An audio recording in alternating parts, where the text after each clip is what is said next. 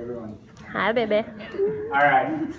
So imagine that you're at a networking event, a bar, or even on a date. And somebody asks you, what do you do for a living? No. Yeah. Depending on your mood, you may say, oh, I work for a nonprofit that builds schools in 7 developing countries. Or I run service learning programs in high schools in Detroit. What do you do? And you may get the, oh, way to make me feel bad. Nothing that saves the world like you. I'm just in sales. Or you might get the, that must be so rewarding. Raise your hand if you've ever had that conversation. Okay, almost all of us. Every time I get that response, I'm filled with 2 different types of emotion. One is a, yes, indeed, I do have an awesome, fun job that yields a lot of positive impact on the world. But the other is quite different. It's more of a, do you even know how challenging my work can be? And I usually internally roll my eyes and think about when I had to sleep in a chicken house in Nicaragua where the rain was leaking on me throughout the night. Or when one of my students had to back out of Trek because she got pregnant at 16. And I lost my spot.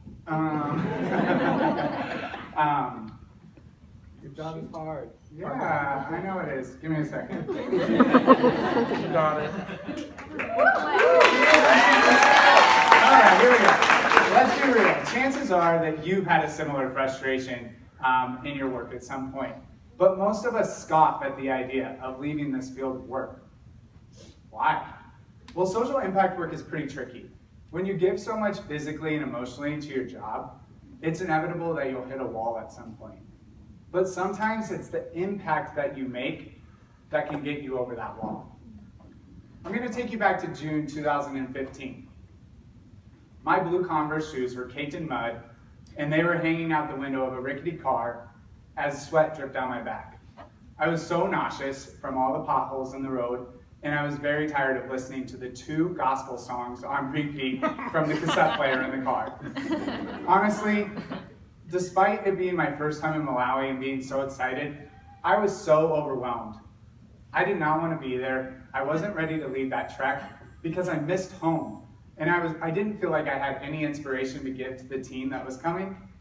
And I was so tired from leading my 7th trek in Senegal the week before. And I cried. And but I had a job to do. I had 18 students on their way from Boston that were about to experience the trek of a lifetime, and they were looking to me to give them that experience. And so I wiped my tears, and I wiped those tears, and that happened just a few days before one of the most influential moments of my entire life and career, but a very influential moment on our world. So this is Adama. Adama is a young, strong, intelligent young woman whose family immigrated from Guinea to Boston. And one day we were hiking down this path to a meek water source to collect water to mix with concrete. And we just started talking about our lives. And after a long conversation, Adama said to me very bluntly, "Lucas, you're gay, aren't you?" And baffled, shocked, and kind of embarrassed, I said, "Well, yeah." Honestly, I had never really talked about my personal life with my students because I had only come out 7 months prior, and I didn't feel comfortable enough to do that. But Adama, she didn't care. She just wanted to let me know that there were 2 students on that trek that were struggling with identifying with their sexuality. And she didn't make a big deal about it. She didn't even tell me who it was. She just wanted to make me aware. And so fast forward 2 days, and us boys of the trek, we were sitting talking to the chiefs of the village in our gender talk, and all of the girls were off talking to the women. And we talked about everything from religion and the needs of the village to American culture. But the one thing my boys on the trek kept coming back to asking the chiefs was the fact that they all had multiple wives. They thought that was kind of funny. But the chiefs, they said, that was their family's choice to live like that. And they asked us adults, that because they were asking so much about marriage, they said, "Are you guys married? What's your status? What's your relationship status?" And I sat on that response about choice for a second. And then chills overcame my body, and out of nowhere, I got courageous enough, and I said, I want to be married someday, but not to a woman, to a man. Expecting to be exiled right away, I was completely shocked when the head chief of the village, after at least a 10-second awkward silence, he said to me, he said, that is okay. You have brought so much hope and joy to this village that we don't necessarily agree with it, but we accept you. And all the men stood up and started clapping for me. And it was one of the most overwhelming moments of my entire life. And I can remember the feeling of love and acceptance that I had completely overshadowed the fear that I had of telling them that. And in that moment, I felt community stronger than I ever had in my life, which is shown in this photo right here, which was taken seconds after this interaction. And I'll always cherish this photo forever. But what happened next is pretty crazy.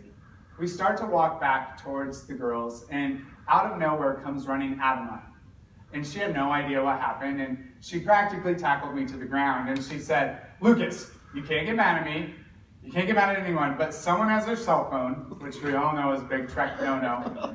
And she said, their cousin just texted them and said that the Supreme Court just ruled marriage equality for all. And I was overwhelmed. I practically fell on the floor. But all the students started cheering and hugging. And in that moment, there was so much excitement and happiness around that theme of love. And so after we calmed down, we sat down and discussed what had just happened.